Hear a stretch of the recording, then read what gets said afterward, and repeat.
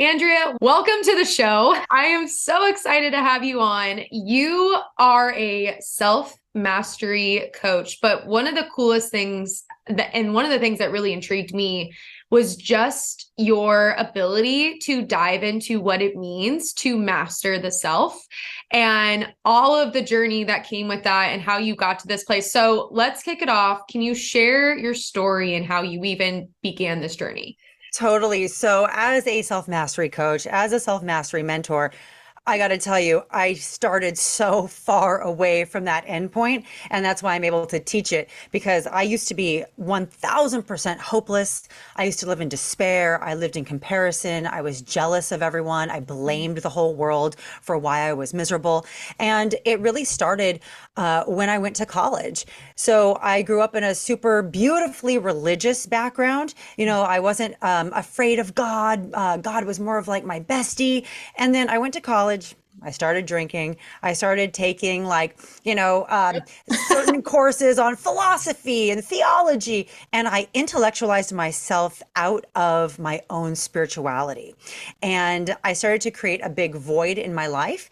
And I had this, spirit-sized hole, and I kept filling it with stuff. I filled it with booze. I filled it with, party drugs. I filled it with men. I filled it with shopping. I filled it with fame. So when I was still in my freshman year of college, I saw an ad in the OC Weekly, which is a local periodical here in LAOC.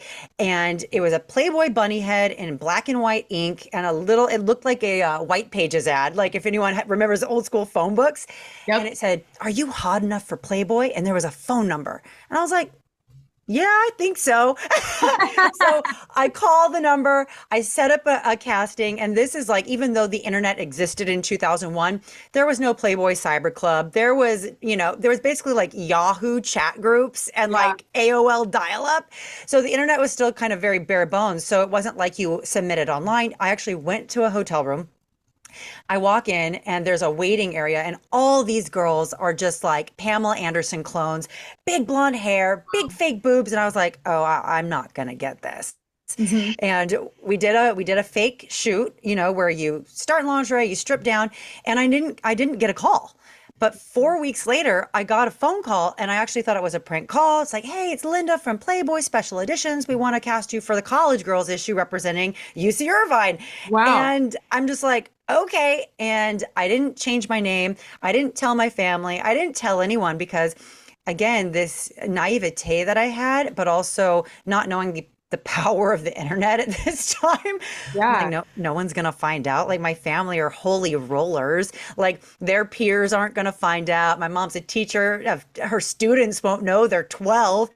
That wasn't accurate. Everyone found out.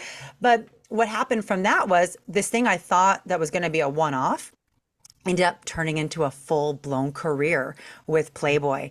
They then asked me to Wow. shoot a bunch more magazines, all for special editions. So Book of Lingerie, Natural Beauties, all the stuff you'd see at like the gas station newsstand or at the airport. And then they asked me to be a weather girl for Playboy TV's Naked News Show, The Weekend Oh my Flash. God. I know, girl, The Weekend Flash. And then, and that led to me being on a reality show called The Surreal Life on VH1. That led to me having the #2 rated morning show on Sirius XM I mean, this thing turned into something mage.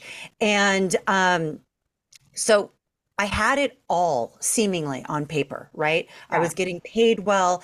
I couldn't go to the airport without 100 people stopping me for an autograph or a photo.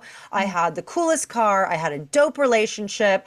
I had a house on the beach, but I was so unhappy. I Mm. just couldn't figure out why my friends who seemed to have less were so much more fulfilled than me. I'm like, well, society has told me I've hit all these markers of success.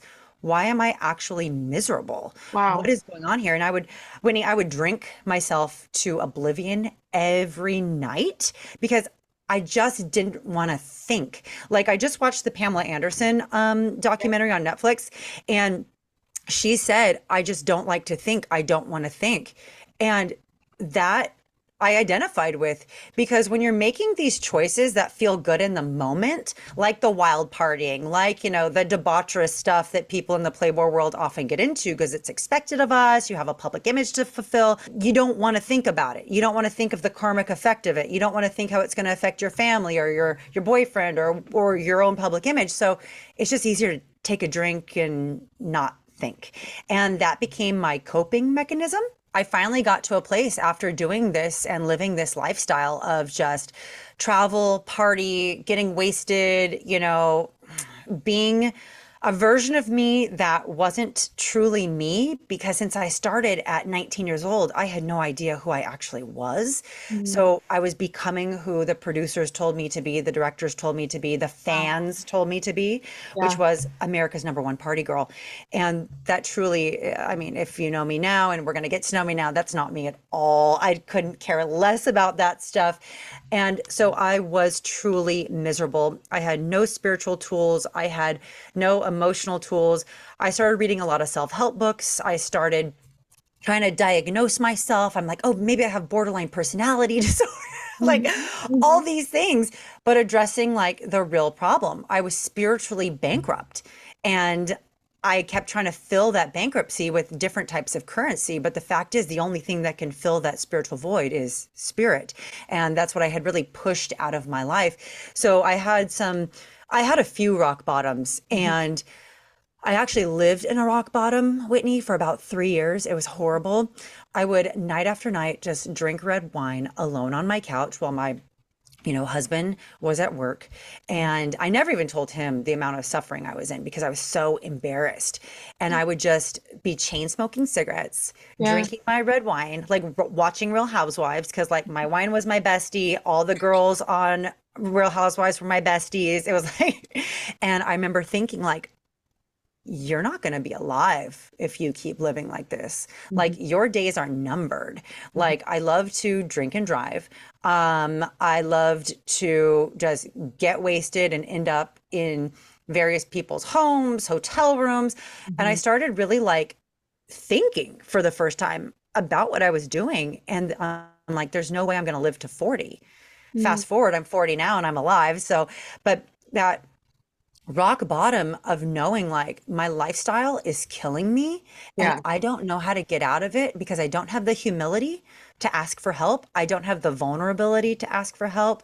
I can't admit that my life isn't amazing because my ego was so out of control. And Wow. then finally, I just had this moment of clarity. You have to stop. Like you're lying to yourself. Yeah, you're lying to everyone around you, but the problem is the denial and the delusion that you're living in and the facade that you're putting out that everything's great is exhausting and you don't have enough energy to continue living like this. And I decided in that moment, I got to change one thing. Everything. And Mhm. so I stopped drinking, and people are like, oh, did you do ayahuasca? Did you sit with mushrooms? Da da da. I'm like, no, I cold turkeyed it. Like, Yeah. I mean, I just stopped, which is crazy because I couldn't stop prior. I wanted to stop. I tried master cleanses. I was doing all the stuff. But I really feel like there was divine intervention. There was something much greater than me that put this fear inside of me that if you don't stop, the consequences are going to be dire. And at this point, I had accumulated lots of attorney fees. I had a DUI, like I Mhm. owed restitution for people's, property that I damaged. And I'm like, I can't afford this. So that fear of like financial, insecurity started to overwhelm my desire to drink. And I just never wanted to drink again, which is crazy That is because great. I it's because it's usually such a hard concept for people to walk away, and it's addictive, right? yeah, it was my everything. It was my identity. It was my medicine. It was my best friend. I drink when I celebrate. I drink when I commiserate. I drink, drink, drink, drink, drink, knowing I don't want to drink today. Okay, it's 4 o'clock. I feel fine. I'll drink again today. Like, what is this insanity? So when that obsession was just like taken from me, that's when I realized, Whitney, that there was something in my life helping me. And, at this point, having pushed religion away, I knew it wasn't like what I used to know and identify with on the spiritual tip, but I knew that there was something spiritual. I didn't know what it was. So I started to align with like the universe. And I started to really get deep into quantum theory. When I went to UCI, I was a bio major, so I was always a science dork. And so I'd always been dabbling in quantum mechanics and quantum physics. Wow. And now I understood when I look back at my life and see all those breadcrumbs. Oh, that's my purpose. That's who I am. I am a science geek. Like, and when I had this radical awakening, this like moment of clarity, this epiphany, I realized my brand of spirituality is very entangled with the quantum, and it is the universe, it is the cosmos, it is the unified field, it is universal consciousness. So I doubled down on it and I started getting grateful. I started understanding frequencies and vibrations and doing all this weird hippy dippy stuff. And the more I did it, the Mm. more miracles I started experiencing in my life that are miracles because I didn't deserve any of it, right? And I started taking other women through this process, this journey that I was embarking on myself just for fun because I was so mesmerized by the results I was getting. Like to a friend, like, oh my God, let me teach you how to manifest. Let me teach you about quantum theory. Let me teach you about karma, universal law. And my friends started manifesting really ridiculous things. Wow. And I realized, oh my gosh, I've actually found like this formula that works for everyone, no matter where you're starting, no matter what your end goal is, like just this formula works. And I put it into a course and the rest is history. I'm now like a self-mastery mentor and a manifestation expert. So that's my jam, girl. That's my story. Wow. I mean, so much to unpack there. I Right? think immediately, I think your story is so beautiful because I think that you're right. Outside looking in, it probably was so like, like that sounds great. It sounds great being paid well. It sounds great being the life of the party. It sounds great like having all this opportunity and just this kind of like sexy, beautiful kind of life. But I love that you talk about like the currency of your soul and how you were filling it up with these other things. Right. And I think that that's one of the biggest things with mastering yourself, which you've obviously been able to not only accomplish yourself, but help other people understand is understanding like what is actually filling our souls and like what is actually the good stuff. So how does this go into the quantum mechanics? Because honestly, that's where my brain is like, I love to kind of dabble. I told you my spiritual journey is in depth in its own way. I'm still kind of on this healing journey right now. But you talking about quantum mechanics and 5D versus 3D, can you break that down for our listener of like, wait a minute, we're going from self-healing to now we're talking about scientific shit. Totally. So I'll keep it super, super basic. We live in a reality, and I use reality in air quotes, that is completely illusory. So everything that feels hard and solid, looks material, feels material, has a texture to it, it's 99.9 to infinity zero, like empty space.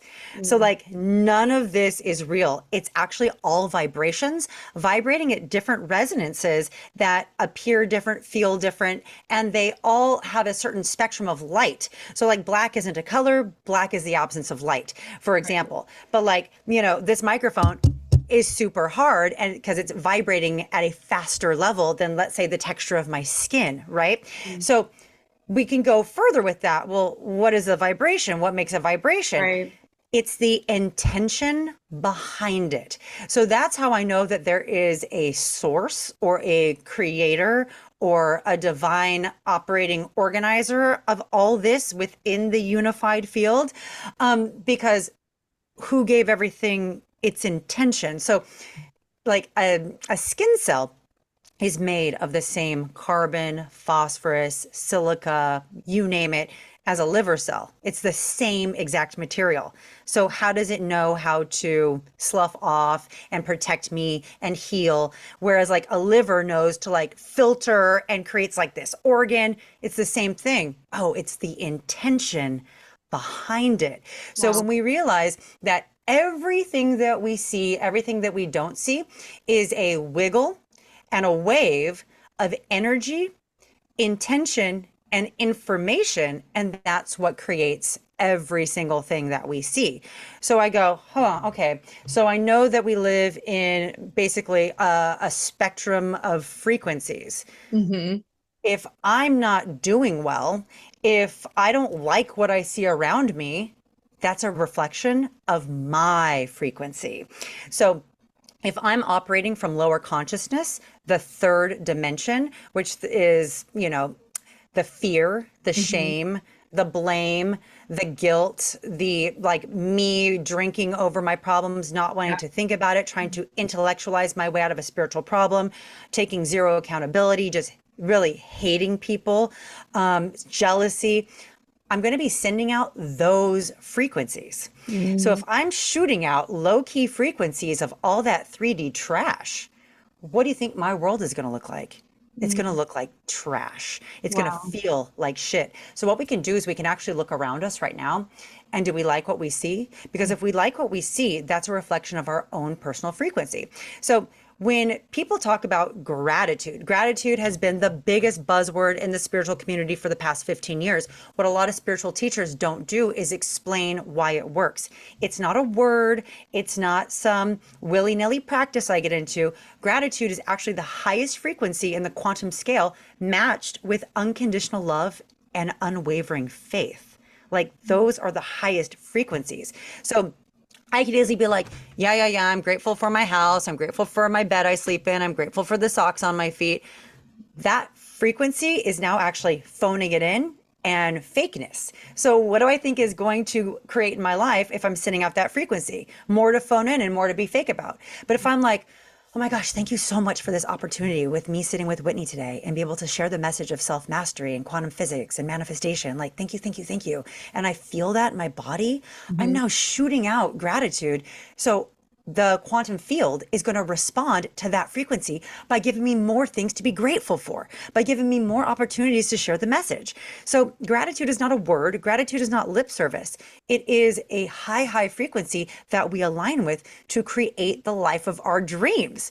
So, the self mastered have to have radical self awareness.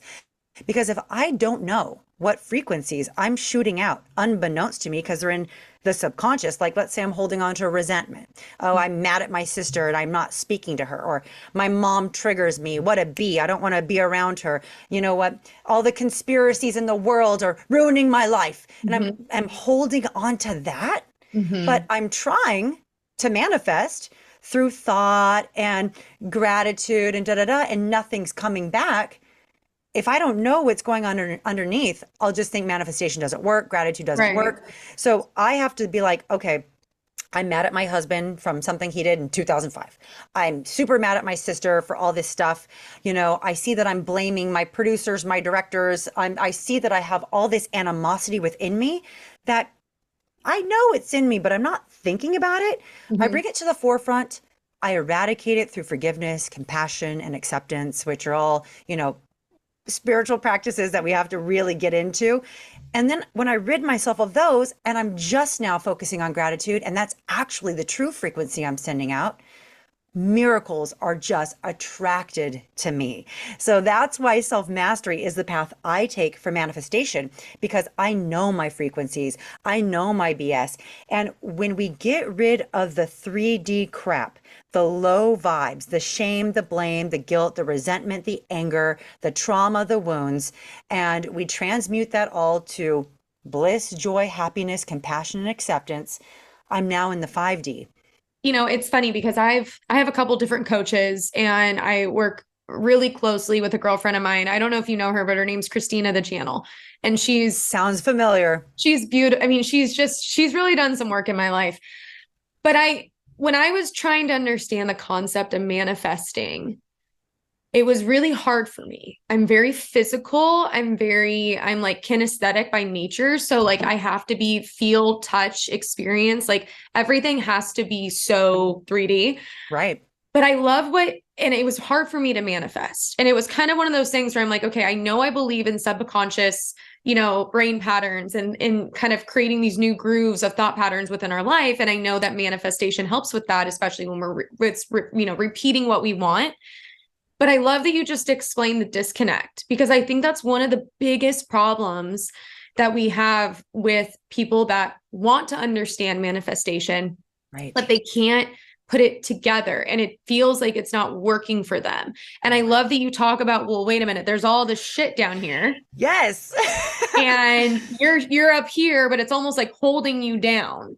So what are some like practical tools for people listening right now to be like, wait a minute, that's fucking me. Like I'm not getting there. Help me. Like what are some tools or some advice that you can offer them? 1000%. So what we have to do is we have to bring what we already know out of the recesses and the shadows of our consciousness to the forefront. So Okay. like, I know in my soul, I'm mad at my husband, I'm mad at my sister, I'm mad at this, I'm mad at the world, but I'm not like thinking about it. So what I have my clients do is I have them with pen and paper write down everything that's ever triggered them, anyone who's ever wounded them, harmed them, abused them, whatever, and start chronologically. Like Okay. I can think back when I first did this work, my first like real harm done to me was by my best friend's mom in the 5th grade. And I didn't think that that was bothering me. But when I did this work at 29 years old, I Yeah. was like, oh shit, that like really effing hurt me. Yeah. And I lived with that like abandonment and separation that was forced upon me by no fault of my own. Mhm. And it's really created a lot of character aspects that are protective in nature because I'm afraid of that abandonment that I was wounded with at 10 years old. So I wrote that down and I wrote down how it affected me. And then, fast forward, I'm like, okay, I'm mad at my mom for being overbearing and being very controlling and not allowing me to do things because she was afraid something was going to happen to me. Like that Yeah. sucked. I was a good kid. How come I wasn't allowed to go to a party in high school? Like that hurt me. So I started looking at everyone that had negatively affected me. And I started going, okay, now can I look at the way they acted? I can see that my best friend's mom in 5th grade was protecting her daughter out of her misconceptions, her own fear. I can see that my mom was trying to protect me out of her own fear. I can see all these things. Can I also look at my behaviors that I did and say, you know what? When you acted out of fear, when you acted out of shame, when you acted out of just drunkenness or whatever else, it was because you were spiritually and emotionally and perspective wise imbalanced. If I can look at me and say, I did those things because I wasn't acting from my heart, I wasn't acting from an evolved, healed, 5th dimensional space. Of course, I can look at these people and absolutely forgive them for Yeah. also acting from that lower consciousness that they don't even know they're doing. I know it's no one's intention Right. to hurt a child or do these Right. things, but they did. So if I can look at myself and say I acted from lower consciousness when I wasn't awake, when I wasn't aware, and I wasn't on the healing journey, but it's okay because it brought me to where I am now. Of course, I can accept these people for being at that point in their journey, and their journey is none of my business. I'm Mhm. not a part of their soul mission. I'm not their soul. I don't know if they're ever going to advance. I don't know if they're ever going to look at this, but it's not my responsibility. So I'm able to look at that and now transmute that pain through compassion, through unconditional love, into forgiveness and acceptance and allowance of all people and their own BS. And because I've shined the light on it and I've brought it from the recesses of my subconscious into the forefront, I'm looking at it on paper. I can say, wow, that's a lot of karmic crud. Now, when I first did this, I had pages and pages and pages and pages Wow. of people, places, and things that aggravated me. And I all saw how these things stemmed from people just not being spiritually well, emotionally well, mentally well. And I could have forgiveness and compassion for all of them. So I was able to let that go. And I'm not going to spiritually bypass and say, oh, it was easy. No, it was challenging. Sometimes it took me weeks and months to forgive one person. And I had to really remind myself, I'm a loving and forgiving person.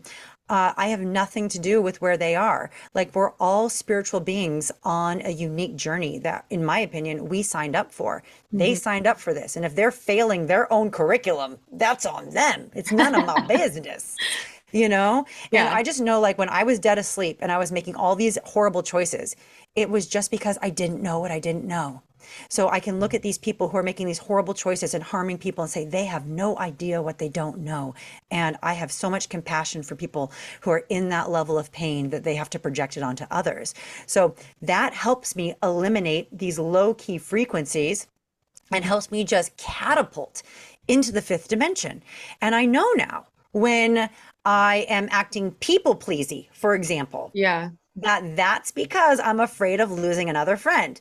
I'm afraid that I'm going to get rejected. I'm going to be afraid that I'm going to be abandoned or not liked. And it's like, nope, that stems from this person, that person, and that person. I Oof. was programmed when I was a child. I kept getting programmed because I kept calling in these things. So I'm now taking responsibility for it. I'm no longer blaming that mom in the fifth grade. I'm saying I continued that programming. I have to dispel it because I'm not responsible for the trauma I received, up to 18 years old, but I'm responsible as an adult for healing it and transmuting it. Like, no one's to blame for but me. So I'm able to see very clearly where these behaviors come from, nip them in the bud, and transmute them into something positive. Preach, girl. Preach. I mean, that is, there's so many things here that I think you just touched on where it's like aligning for me again from my own spiritual journey. And I'm sure it's also aligning to the listeners being like, wait a minute, I am a people pleaser, but this makes sense. Now I Mm-hmm. can connect to why. And I think that's a huge component too, is understanding kind of that why. Why am Yes. I like this? Why am I being triggered? And I think you're right. I think that there's so many different ways to heal, but unless you're really uncovering all the whys and really understanding from it, and also to healing from it, like you talked about that aspect of forgiveness and having that higher consciousness of being like, well, wait a minute, there was something out of alignment for them as well, and on top of my own actions, if I can get to the point of forgiving, both parties because of now my greater understanding, Right. that leads to a lot more freedom. Yes. And, I've had a lot of pushback from people like, oh my God, how could you forgive like someone who abused me as a child? That's bullshit. I'm like, you're not forgiving them to Yeah. give them a get out of jail free card, honey. They did all the horrible things. We are not saying they did not do you damn dirty. We are Right. not saying that they're a good person all of a sudden. What we're saying is I'm no longer carrying around that heavy weight of shit that Yeah. I've been carrying around for 20, 30 years because of their spiritual bankruptcy. Fuck that. That is their bullshit. I'm going to put it down because I am a loving and forgiving person, because I'm on this path right now to realize these things happened for me, not Mhm. to me. So with all this pain, with all this wounds, with all this stuff, comes purpose. So I can look at the deepest pains in my life. I can look at my, abusing alcohol. I can look at all these things and I can see how they happened for me. So I can show other people how to also pull themselves from these depths. And if we look at every effed up thing that happened in our life as a gift to catapult to higher dimension, a gift to learn and expand in the lessons, everything will become miraculous. So even when I have an argument with my husband, I literally am like, what's the frickin' lesson in this? Like, there's some, and it's usually for me to practice more patience, for me to practice more compassion, for me to practice more acceptance, and also for me to look at my underlying fear. So I'm so glad I've recovered from this, but I used to get so effing triggered. I'm talking like, I'm going to get a divorce. F you. I didn't say that out loud, but in my mind, that's the dialogue when my husband would leave the toilet seat up. Because, and I, Yeah, when, I'm sure so many people could relate to that if we're being honest. yeah, because like he asked me years ago, please don't put wet towels on the bed. And I stopped. I never did it again. Right. Mhm. So here I am expecting someone else to behave Yeah. in the same manner I do. Expectations are premeditated resentments. He is Wow. not me, but I'm expecting him to operate the way I do. I was raised in a militant perfectionist family. I had no choice but to do things right the first time. That's me. Why would I expect that of anyone else? He didn't have Right. my upbringing, right? Right. So, but I'm still imposing this on him. But also, when he doesn't put the toilet seat down, I have to say exactly what I told you. What's the underlying fear? What's happening here? This trigger is not about a damn toilet seat. Who cares? I could put it down and just shut up. But I'm not. I'm choosing to enter into animosity because some sort of self-righteousness. And self-righteousness is a character trait of mine that I've identified really stems from low self-worth and insecurity. I'm like, whoa. So in these moments, I'm like, okay, what is the underlying fear? And I deduced it is I'm afraid that he doesn't respect me. I Mm. don't think he listens to me. I don't think he loves me as much as I love him. And then, because if I'm not practicing embodiment and integration, I go into a complete downward spiral. We're Yeah. going to get divorced. How am I going to explain this to his family? How am I going to explain it to my family? This is so embarrassing. How are we going to split the assets? Like, I did the down payment of the house, but he makes monthly payments. Like, I mean, I just get unraveled over a toilet seat.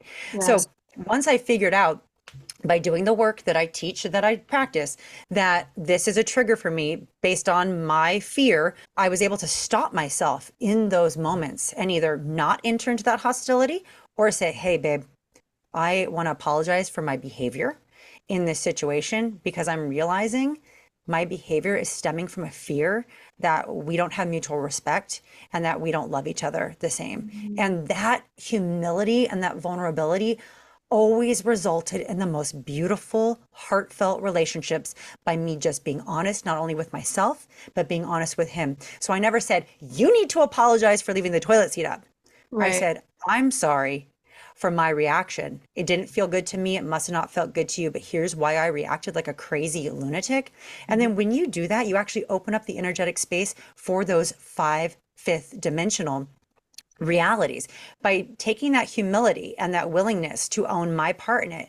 Now I've jumped from 3D to 5D because we're always a thought and an action, a reaction, an intention away from 3 to 5D. Once I'm in the 5D, I'm not just there forever. Once I'm in the 3D, I'm not just there forever. It's a choice I make. So once I jump timelines to that higher dimension, now he is saying, oh my God, I'm sorry, babe. I didn't realize it was that. I never want you to feel that way. And Right. it actually makes us stronger. When before I would embark on this practice and I would just be mad, we wouldn't talk for Mhm. an hour or a day, like avoiding each other, which is like, what the hell is that? Right. So it's really magical when you have the self-awareness and the self-mastery to know why you react the way you react and how to make it right. And we shouldn't be indiscriminate with this. Like, I'm not going to start talking to a stranger about my deep wounds and my fears and this if I, Right. no, we have to be very close circled with who we do share our most vulnerable and intimate fears and things with. And you're going to end up creating this magical life of people on your same vibration and having just the most quality relationships, the most cool miracles happen in your life. And then you can join forces with these people. So before, when I was like alone on this journey, I was manifesting by myself. Now my husband has seen what I'm able to do by acting the way I act and choosing the things that I choose, that he's like, oh shit, there's some reality to this. I'm going to start joining forces with you. And now we're like power manifesting together. Whereas like that wasn't my intention. So I share this because we become like this lighthouse, right? Mhm. And instead of saying and screaming out with a megaphone, like, hey, I got the answers. I'm going to teach you how to be a miracle magnet and become self mastered. Come over here.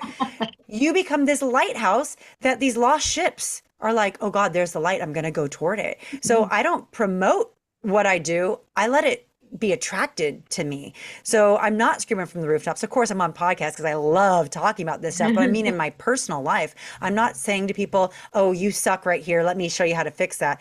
I let them be attracted to my light. So it's organic and it's vibrational and not me being self-righteous, saying, I know the way, do my way, right? Yeah, absolutely. Oh my gosh, girlfriend. Well, you have been just such a light. I have one final question for you and we'll kind of Okay. wrap with, but the whole point of the show is obviously to talk about the way that we've built influence and the way that we're, able to spread our message. So, as our final question, what does influence mean to you? Influence to me means the way we can positively impact someone's life.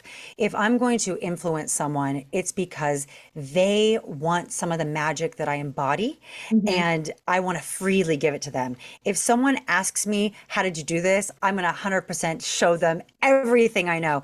But I want to make sure that I'm not pushing my solutions down other people's throats who do not want them. You probably know this. Like once you start the spiritual journey, you start feeling so good. You just want to like scream it from the rooftops. And it's shocking when like hardly anyone wants to hear it or wants to embark on it. Like, I didn't ask you.